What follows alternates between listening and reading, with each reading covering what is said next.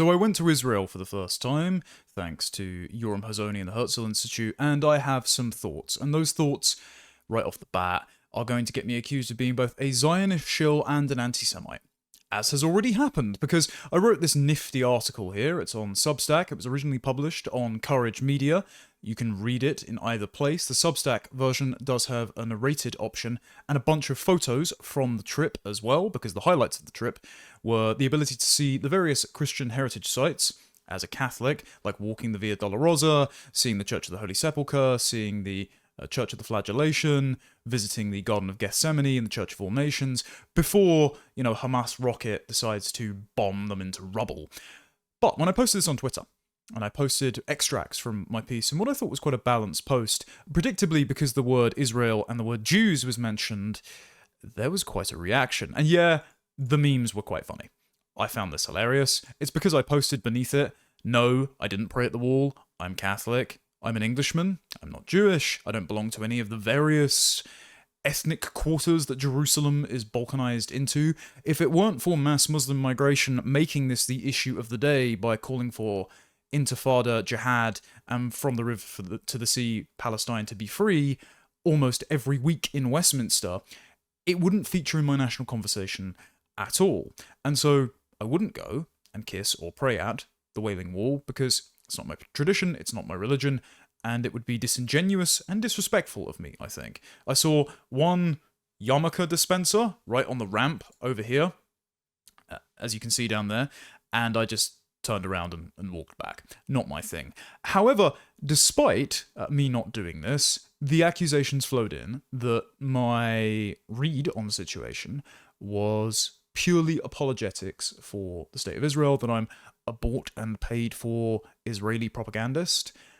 And also I got the response from the likes of a Trump administration appointee who is serving at the Department of Education, and no wonder they want to dismantle the Department of Education, because it turns out that even their appointees fail basic reading comprehension tests, that apparently this British guy visited Israel, and his incoherent takeaway from the trip is that Israel is somehow culpable for the choice of British voters to import millions of Muslims into the UK. What? Number one, we have voted against mass migration in every election and referendum since 1974. You have no idea about the politics in my country. I don't know whether or not you visited, but you certainly haven't spoken to anyone who's knowledgeable on the issue, so please shut up. Second of all, you also didn't read my article, or at least you didn't read it properly, because during my trip there, and this is why the accusations of being a unvarnished Zionist shill also don't hold weight, I took the free holiday, I took the opportunity to see the Christian heritage sites, and when I was presented with Israeli academics and members of Knesset making the positive case for Israel,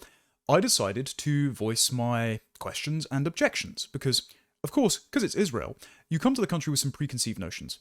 For example, the fact that Danny Danon and Ram Ben Barak, two members of Knesset, had in 2023 written this Wall Street Journal article saying that the West should welcome Gaza refugees. And it says, much like Angela Merkel declared Wir schaffen das and let in a bunch of Syrians and Afghans who went on to commit lethal terror attacks time and time again, including multiple early this year, they say, looking to these examples, as in between 2015 and 2016, Germany alone admitted more than 1.2 million refugees and asylum seekers, about a quarter of whom were Syrian. They say countries around the world should offer a haven for Gaza residents who seek relocation. Nope, no thanks. If you guys can recognize that they are a jihadist population, over 1,000 of whose civilians participated in the October the 7th massacre, pouring over the about 90 breaches in the Israeli border, whooping, cheering, handing out sweets, and celebrating the various murders and molestations that happened of innocent civilians on that day, why the hell should they be my neighbors? If you can't live next to them and they're firing mortar rockets over your border, why should they be firing them at my house, at my city, and putting my family in danger? Bear in mind, when the Netherlands took them in, I think it was like 80% of them ended up with a criminal conviction. When Lebanon took them in the 70s, these people became part of the Muslim minority that caused the Lebanese civil war and ultimately turned Lebanon from a Christian into a Muslim country. Our treacherous leaders are already engaging in replacement migration. Please don't help them. And I actually asked about this article multiple times to members of Knesset, to academics, to people who are very pro-Israel within Israel. And I voiced them in a polite fashion, saying, we already have our own Muslim migration problem. We'd like to deport lots of them, thank you very much, and ensure that lots of them are encouraged to leave by banning the burqa, cousin marriage, halal, etc. One, will Israel counter-signal us when they do that? Two, when there is a mass influx of Muslims back to Arab and subcontinental countries, will Israel kick up a fuss because it will consist of possible security threat for you guys if the Abraham Accords nations don't manage it? And number three, why are you encouraging, or at least two of your politicians, encouraging more Muslim migrants to come to my country? And I received two answers, and I won't attribute them directly to people by name because that would breach confidence and it would do my gracious hosts at the Herzl Institute a disservice. However, when the speakers answered my question, they said two things. Number one, this was just being advanced by fringe members of the Knesset. No, that's not true. Danny Danon is the permanent representative of Israel to the United Nations, and he was promoted to that position after this article was published. He is also a member of Likud, the ruling party, under Prime Minister Benjamin Netanyahu. He has not been sacked from his position for jeopardizing the security of Israel's respective allies for putting this out. So he's been promoted after putting out this opinion. And then there's Ram Ben Barak, who was the former deputy director of Mossad and the director general of the Ministry of Intelligence Services and the Ministry of Strategic Affairs. So no, they're not just some fringe members who have absolutely no influence or knowledge of the Israeli government's policy here. They're either involved in shaping it or actively representing the government in world affairs at the highest level. I also received very vague assurances that deals would be cut with African countries, including Rwanda, because Paul Kagame is a very shrewd political operator, and Indonesia, to place these Gazans, Palestinians, in Muslim countries or countries that were willing to be paid to house them. However, they could not provide me with any assurances that they would then not leave those countries, cross places like Libya, North Africa, board boats, and go via the Mediterranean or through the Schengen zone and end up in my living room. Instead, when I raised that as an issue, something that is eminently predictable and foreseeable, given the examples of Syrians and Afghans used in Danon and Ben Barak's article, they then essentially threw up their hands and said, well, that's the fault of Europe's leaders. Reminder, Europe's leaders are absolute traitors and have inflicted mass migration upon the recalcitrant populations against their wishes in all countries. So this is a concern for me, and it's an extra concern because my government is now doing this, and is doing this to the people who live in Britain, who are going to have to bear the costs in crime, in more of our tax money being spent on refugee and asylum seeker, largely illegal migrant and unwanted invader, accommodation. So Yvette Cooper has announced, former Home Secretary now, Shabana Mahmood is in charge. I'm sure that this Muslim Pakistani woman will get a handle on the situation and not just import more of her co-ethnics and the Ummah, he says sarcastically. Yvette Cooper announced that she, at the same time, while trying to crack down on family reunification chain migration, was going to make it easier and expedite student visas from Gaza. Why? If they can't build their country there, if the people from Gaza are ripping the pipes out of the ground that were left behind in 2005 when the Israelis left the region and turning them into the casings for mortar shells, I don't think they're going to be GDP rocket fuel and provide Britain with an abundance of doctors, lawyers, and engineers. Instead, I just think that you want to import more terrorists and put my family in danger. Bear in mind, Pew Research survey has consistently showed, but I think it's back in 2013, showed that upwards of 40% of the Gazan civilian population think suicide bombing is justified to defend Islam. No thank you. Why would I take a 4, possibly much higher in 10 chance of being blown up by anyone? They don't need to be in my country. They shouldn't be in my country. And so, while I was in Israel, I raised the fact that prominent Israeli politicians had been lobbying for this. I also went to NatCom, which is owned, hosted, organised by Yoram Hazony. Again, an absolute gentleman who does not want this to happen to my country, by the way. Yoram is very much on our side of these things, and raised this issue with Max Abrams, who is a pro-Israel academic, and Kurt Mills is also on the stage, who is a anti-Israel writer. Kurt Mills works for the American Conservative.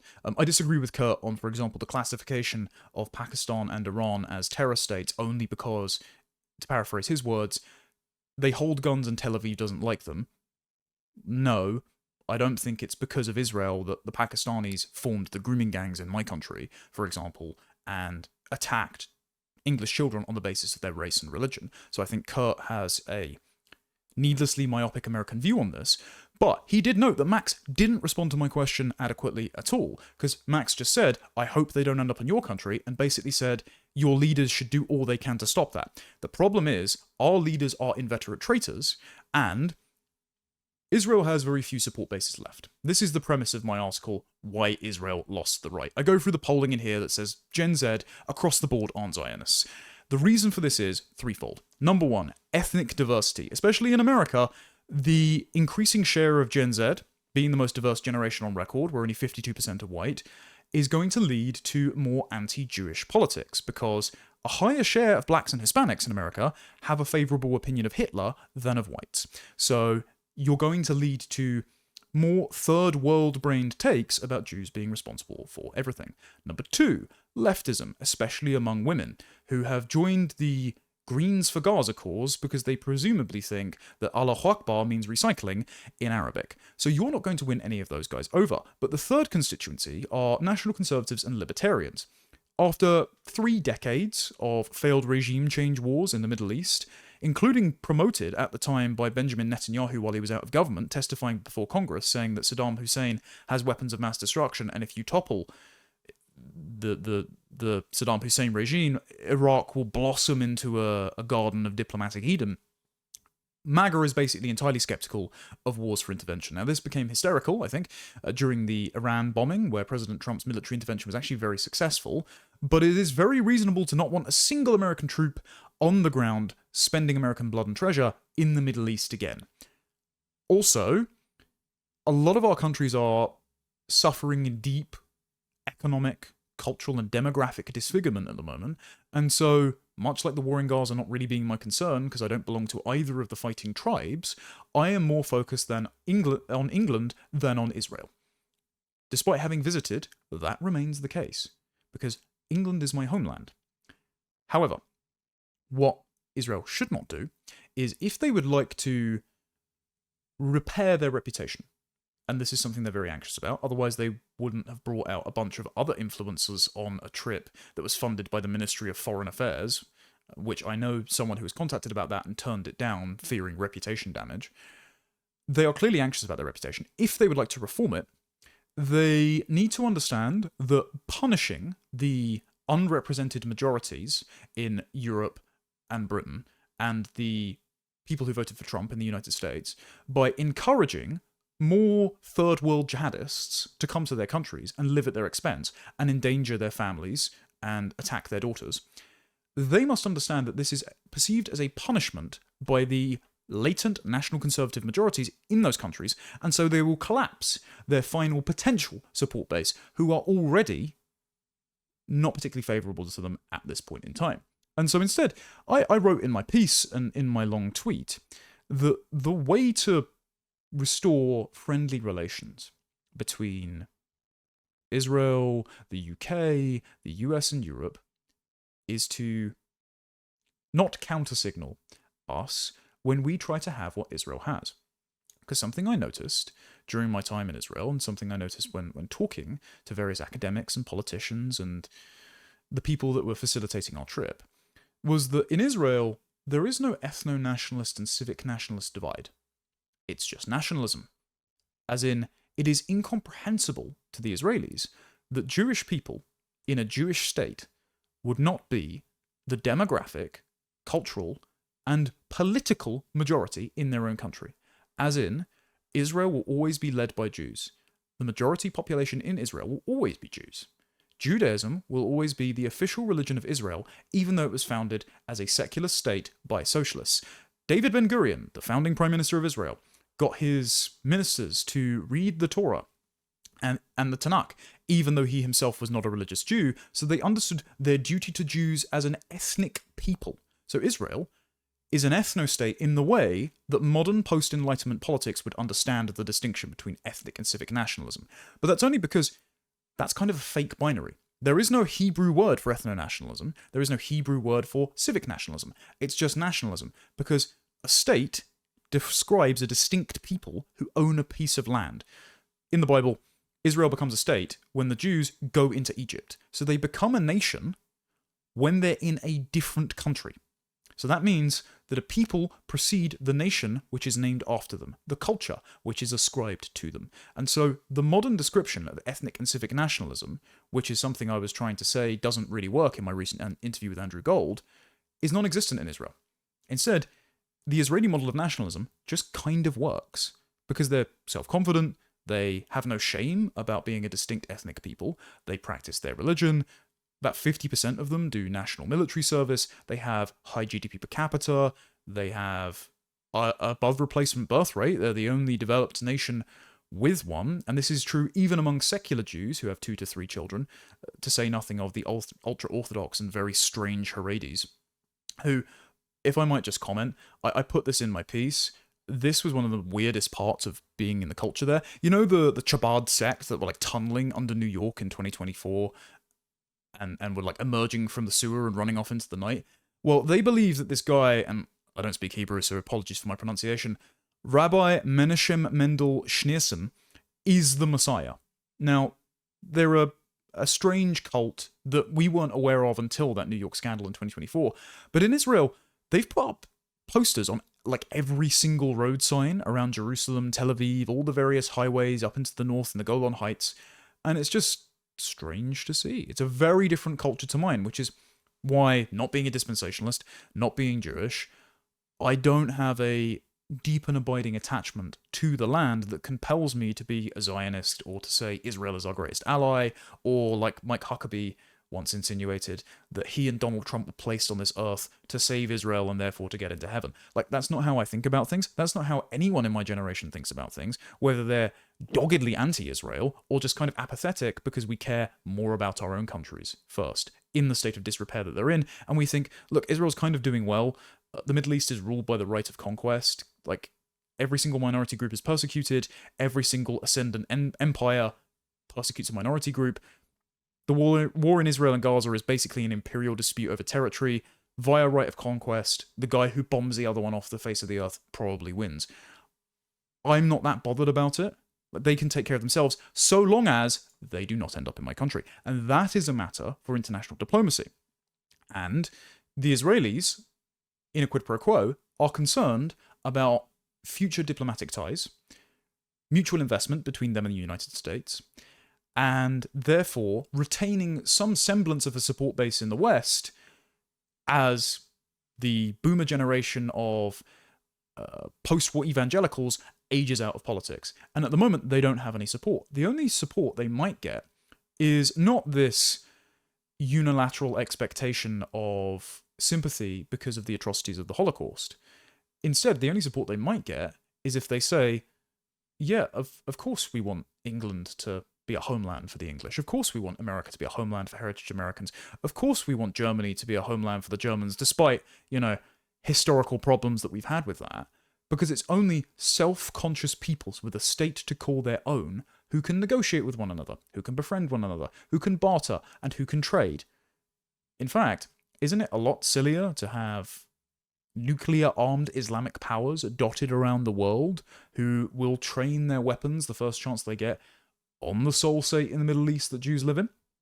It seems awfully not sensible to me for the likes of Danny Danon and Ram Ben Barak to encourage this. And it also has not been very sensible, as lots of right-wing Jews that were with us on the trip pointed out, as I've written in this article, for lots of liberal Jews after the Second World War to promote a kind of grey goo multiculturalism, a liquidation of all identities down to the lowest common denominator of the blank slate, in the hopes that Jews themselves don't stand out. And this has been pushed by the left modernists that Eric Kaufman documents in the opening chapter of White Shift, who came to New York in the early 20th century and thought that liberalism was the only way that Jews wouldn't get persecuted, because if everyone was indistinguishable, then there would be no anti-Semitism. This has been pushed by the likes of Baroness Ruth Smeeth and Attorney General Lord Hermer in Britain, who occupy positions of prominence in the Labour Party and have stapled their Jewish identity to their communist politics and the promotion of open borders, which has ironically led to the importing of anti-Semitism from the Muslim world that has then made Jews who have settled in Europe for a few hundred years including in Britain since Oliver Cromwell let them back in the 17th century, feel very unsafe. And this has been called out by right-wing Jews as well, like my friend Paul Morland, like Eric Kaufman, and this is why there's the joke from Isaiah Berlin that I actually put in this piece, that, and he, as a Jew, defined anti-Semitism as a hatred of Jews that is more than is strictly necessary. It's kind of an in-joke that if you get two Jews in a room, you got three opinions. They don't agree on very much. However, I must point out, and Yoram Hazony would agree with me here, that the nationalist Jews who want the likes of Europe, Great Britain, and America to have the same kind of model of national identity that Israel enjoys and that works, have not been nearly as present in national conversations as liberal Jews. And this is why people who would like to blame Jews for multiculturalism, mass migration, and the desolation of Europe can reach for quotes by obscure rabbis or that one video from Barbara Lerner Specter and say, here, the Jews are behind everything. It's like, guys, if you're going to take center stage in politics following the atrocities of the Second World War because you want to ensure the promise of never again is fulfilled, then allowing your liberal counterparts to run the show is only going to increase hatred of Jews and skepticism of Israel, because Israel exists as the exception to the rule. The lesson, as Yoram Hazony writes in Virtue of Nationalism, of Auschwitz, that the West took was to become the European Union, was to become a self-flagellating non-empire to suppress national identity, a preference for people, history, culture, and to pretend that the blank slate was real, and to open their societies in the Karl Poperian sense to prevent racialism and state worship. These were the impulses that were diagnosed as causing Nazism and fascism and the pogroms of the Soviet Union, when instead the actual lesson that Hazony says should be of Israel, establishing self-conscious nation-states in the face of not nationalism being Hitler's greatest sin, but imperialism, because he invaded other countries to plunder their wealth and kill their citizens in a pursuit of German pagan racial purities. So I'm just going to read from Yoram's book here. He says, here then are the two competing paradigms concerning the meaning of Auschwitz. Each is looking at the same facts. Both paradigms take it as a given that millions were murdered in Auschwitz by the Germans and their collaborators, that the deeds done there were utterly evil, and that the Jews and others who died there were the helpless victims of this evil. By the way, I think that this double standard is actually what's increasing things like Holocaust denial and third world Jew spurging on the right, because they see this contradiction, with Israel being the exception to the rule of the post-war liberal world order. And they say, well, if Israel has nationalism, my country doesn't have nationalism, and if it's good enough for Israel, it should be good enough for me, and I want what Israel has, then Israel must have it at my expense, which means the Jews have taken it away from me, which means that the Holocaust was an invented narrative to deprive European peoples of national self-determination, whereas Jews get their own state. And so it is through this circuitous logic that you get Holocaust denial taking root and increasing, and this is something that the Israelis are clearly worried about. So again, if you don't want to fan the flames of anti-Semitism, then it's probably wise to support national self-determination for the peoples of Great Britain, the United States, and Europe. But the dichotomy that Yoram is describing here is, how do you respond to Auschwitz? How do you respond to the atrocities of the Holocaust? How do you secure the promise of never again? Do you invent Israel, which is a state where Jews are the unquestionable ethnic demographic majority in their own country, where if Jews cease to be a majority in their own homeland, then Israel would cease to be? And so there are members of the Israeli left who are to the far right of right-wing politicians in Britain. Remember, Reform UK, both Nigel Farage and Richard Tice, even though they've taken better positions on migration as of late, both said they're not concerned about demographic change and white Britons becoming a minority in their own homelands because they'll be long dead by the time that it happens. Whereas we spoke to leftists in Israel who thought it was inconceivable that Jews would cease to be a majority in their own homeland because they understood that Jews being a majority is the necessary precondition to the security of Jews in the region. So, yes, a people should always be a majority in their own nation. That people should be the only people governing that nation. There should not be a single foreign national, naturalized or otherwise, in a position of influence, either elected or in the employ of the state, because there are just too many questions about split loyalties to other countries, other faiths, other cultures, other families, to cast a shadow of doubt over their ability to effectively represent the demographic majority to whom the nation belongs, who preceded the nation, after whom the nation is named. And so, is Israel the response to Auschwitz, a self-determining nation that is capable of defending its people and acting in their collective interest? Or is the EU the response to the Second World War, which is a self-hating anti-empire which demands that Europeans must practice unilateral multiculturalism, so suppressing their own identities to accommodate hostile tribal foreign nationals in order to get to a place where all identities are liquidated and we have equality. And yes, the European Union model has also been pushed by liberal Jews who themselves have a cognitive dissonance about Israel being a homeland for Jewish people, whereas the rest of the world must be multicultural to keep Jews safe. And it is that double standard that I think is increasing anti-Semitism because of the perception of hypocrisy from the nationalist right. And it's not all nationalists on the right, and it's not all Jews pushing this. However, this is a real phenomenon, and it needs to be addressed. Otherwise, you're just going to get further hostilities. And if you are concerned about this, and the Israeli government, given the amount of money that they've poured into NGOs and activist campaigns to combat anti-Semitism in the US, UK, and Europe, they clearly are concerned about it. Well, guys, that hasn't worked. It's actually made it way worse. I think that you might want to, snip the strings on the Anti-Defamation League, given they invented the phrase "a nation of immigrants," and call everyone from Donald Trump to Sydney Sweeney to PewDiePie a Nazi and an anti-Semite. So they've debased the currency of the accusation. I think you want to alienate those guys and instead uplift guys that think a bit more like Yoram Hazony, that say that if it's good enough for Israel, then it's good enough for England. Anyway, Hazony writes, but at this point, agreement ends between the two paradigms. Individuals looking at the same facts by way of these different paradigms see different things. Paradigm A, Auschwitz represents the unspeakable horror of Jewish women and men standing empty-handed and naked, watching their children die for want of a rifle with which to protect them. Or paradigm B, Auschwitz represents the unspeakable horror of German soldiers using force against others, backed by nothing but their own government's views as to their national rights and interests. So in paradigm A, it is a tragedy that Jewish people did not have a state and the means by which they could secure their own demographic and cultural future across the generations. Paradigm B says that whites are uniquely evil and a threat to Jews, so whites must be disempowered so that Jews are kept safe. And lots of Jews object to paradigm B, like Yoram Hazony, and think paradigm A is most sensible. And actually, that self-conscious and militarized nations dealing with one another as friends, rather than operating by a double standard, is the only way by which we will secure our national futures.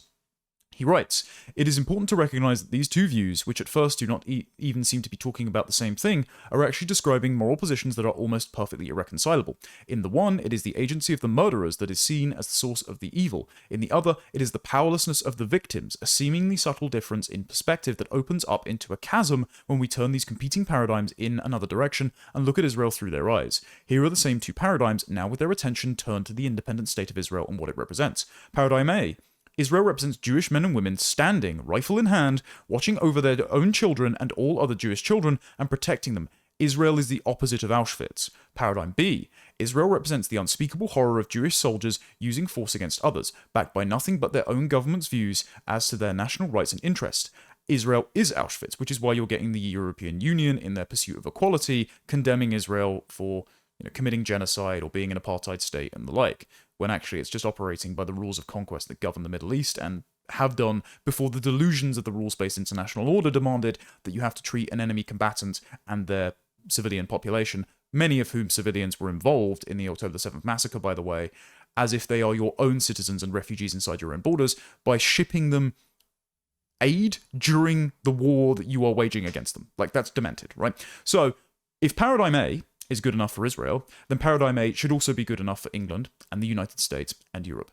And it's only our treacherous leaders that are holding us back from that, and therefore nationalist Israelis should be encouraging their likely allies in the UK, the US, and Europe to say, guys, why don't you just copy our model? Be a self-conscious and proud nation. Recognize that your loyalty as leaders, your allegiance, is owed to the people to whom your state takes its name from. And so, England should be like Israel. The US should be like Israel. Not a Jewish state, but a homeland for their specific ethnic peoples. They remain the unquestionable majority, they practice their religion, and if they so choose, they can befriend other countries, like Hungary, like Japan, like the US, potentially like Israel, if our issues don't conflict. Now, this is a sensible position. Lots of Jews did not take that position.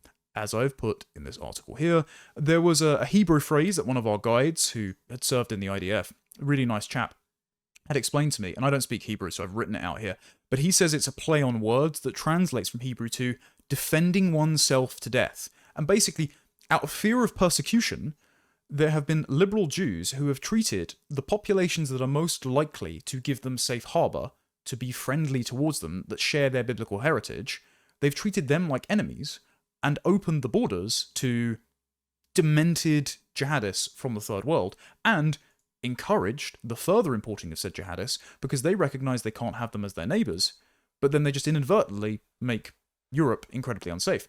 And there was this weird disconnect that Israelis had, probably because some of them don't travel outside Israel very much, where they saw Israel as an ethnic state for the Jewish people, but they described America as a nation of immigrants, or they described Europe as multicultural. And this wasn't malicious. It just, they don't understand what's going on in our countries. There's cognitive dissonance there that isn't deliberate, it's just ignorance. And what I tried to do with pressing on my questions while in the country, and with this article, which I've heard is now going to be translated into Hebrew by one of the people who, when speaking to the group out there, had mischaracterized America as a nation of immigrants and now realizes the error of his ways. What I tried to do while on the trip is explain that according to Ernest Renan's definition of a nation and what is a nation is a people with a shared history, heritage, and a common experience of suffering.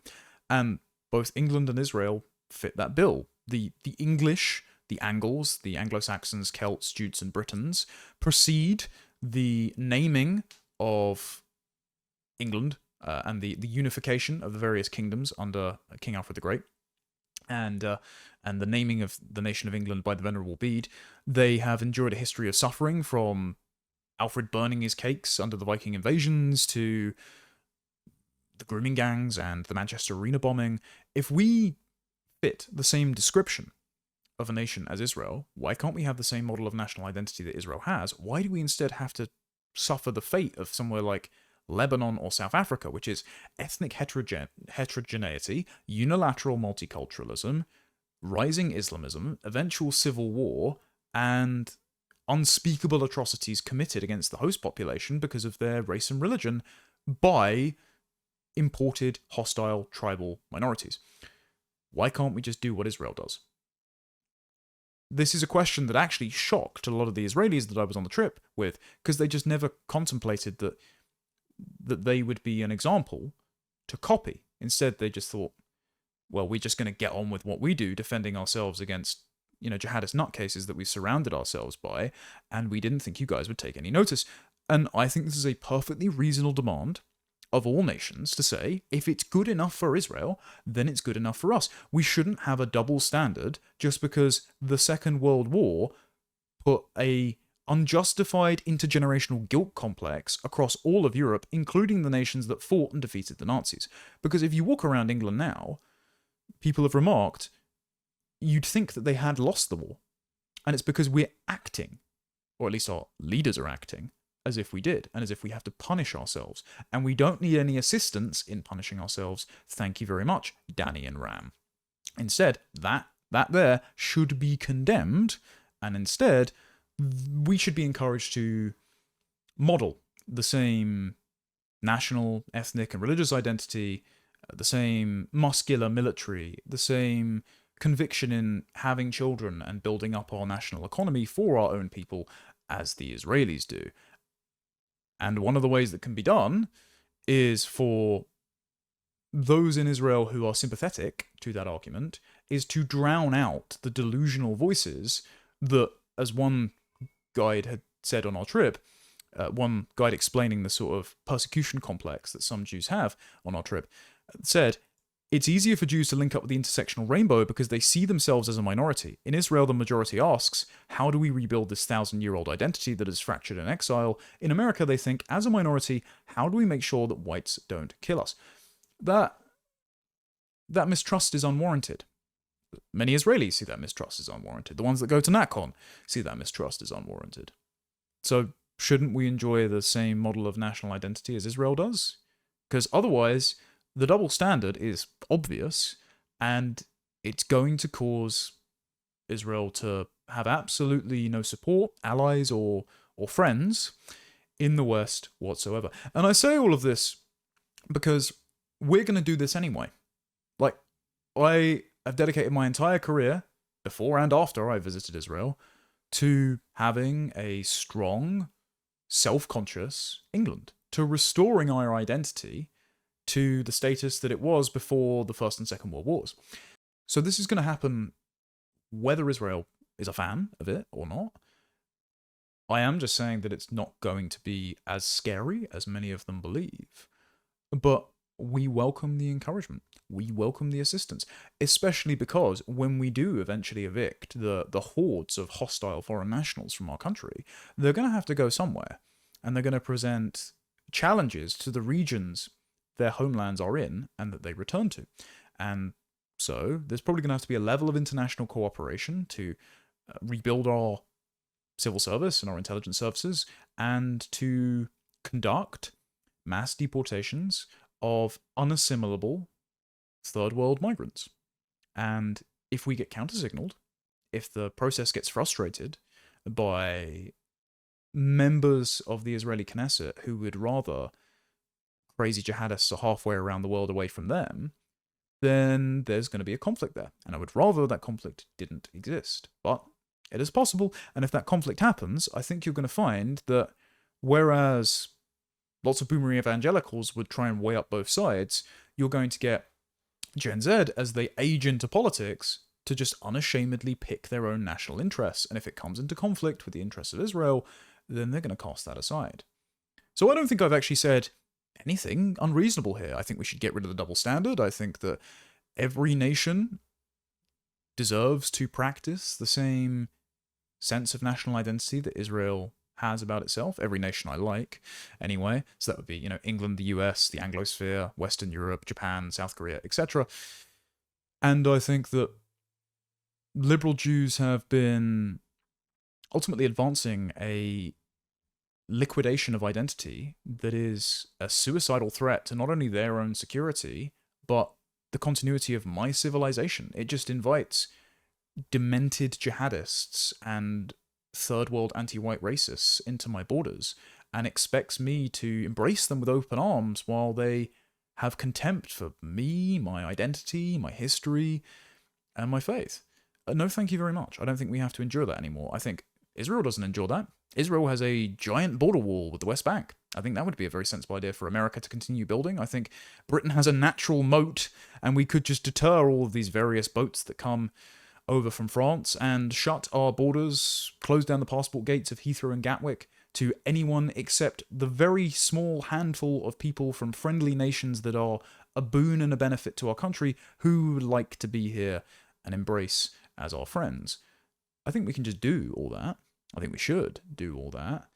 And I think Israel exists as the exception to the post-war liberal rule that shows that it works. And so that's my takeaway from visiting Israel. We shouldn't put up with Islam in our country. We should not put up with becoming second-class citizens in our own historic homeland.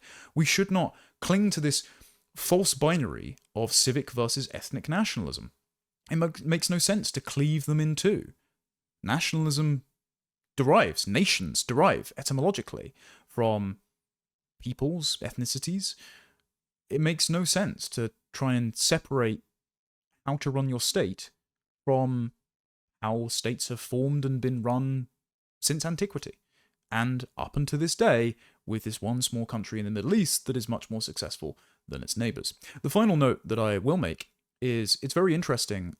The topic of aid from America came up frequently, and the undue influence of Israeli lobbying groups in American politics, like AIPAC, who are obviously, they lobby on behalf of Israeli interests, but because they're American citizens, or possibly dual citizens, they don't have to register as a foreign entity. And we heard from most ardent Zionists living in Israel that aid from America should end, and that AIPAC should register as a foreign lobby group because it casts a shadow of doubt over the sovereignty and legitimacy of the State of Israel that they don't like. They don't like how the Biden administration tried to leverage aid to soften its policy during the war in Gaza. They don't like how it is used as an argument by people who are skeptical of Israel to say that they are an illegitimate state and that America is subservient to them rather than being partners. One speaker had said, friends don't pay each other. And I think if they would like to restore that status of friendship rather than a suggestion of subservience, they should cut that. Now, they suggested like a 10-year moratorium and then a mutual investment fund. How mutual that investment fund would be, I don't know. But I don't think you need to throw money at each other as developed economies. You can probably just buy things from one another, again, on the condition of reciprocity. But I think the fact that that's being discussed by members of Knesset, by prominent Israeli academics and media personalities, means that the discourse is cutting through and that they're starting to understand that the old talking points of the post-war order don't work anymore. You're going to have to deal with the peoples and the governments from these nations, when the governments are sufficiently patriotic, because they're not in England. You're going to have to deal with them as distinct entities, rather than just a liberal bloc, a nation of immigrants, a multicultural holiday destination that you can then return to within the safety of the border walls of your state for your distinct ethnic group. And none of this is malicious, by the way. It's just observing that, frankly, we don't really know how to talk to each other. We don't know much about each other's countries. But if we just copied their model, things would go a hell of a lot better.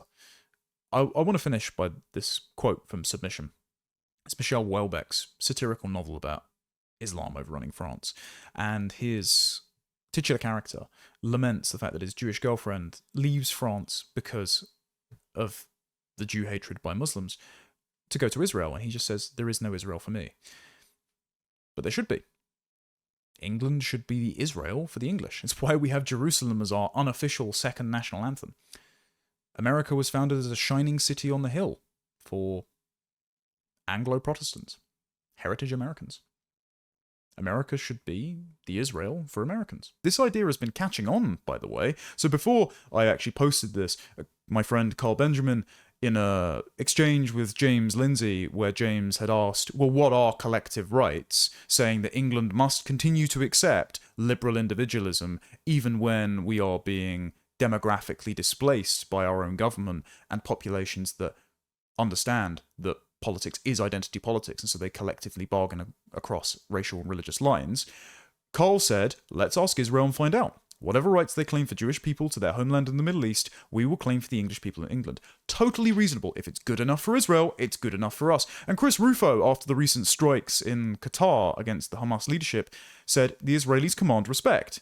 They understand their enemies, ruthlessly prioritize their interests, demonstrate near-constant tactical brilliance, and are not afraid to buck elite opinion. It's a model of statecraft we would be wise to study and in many ways emulate. Quite. For all the accusations of the Israelis being basically a ethnically self-conscious imperial power in the region, like, I'm pretty sure a load of American Zoomers who look at the Reclaim Your Homeland posts and paintings that the Department for Homeland Security has been tweeting out, I'm pretty sure they look at that and go, yeah, cool, I want that for America.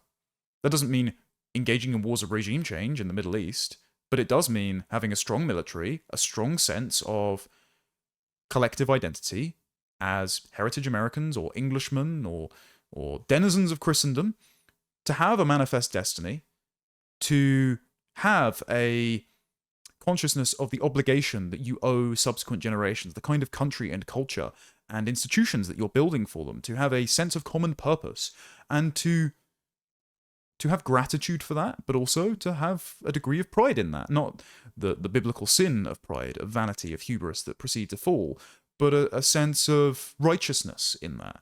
And the Israelis clearly have that in a very different way, in a culture and a faith that I don't understand, that doesn't belong to me. But I want that for English people. I want that for Christianity. And so, yeah, it exists. It's not unreasonable to demand it. We should practice that, and the Israelis should support us in having that.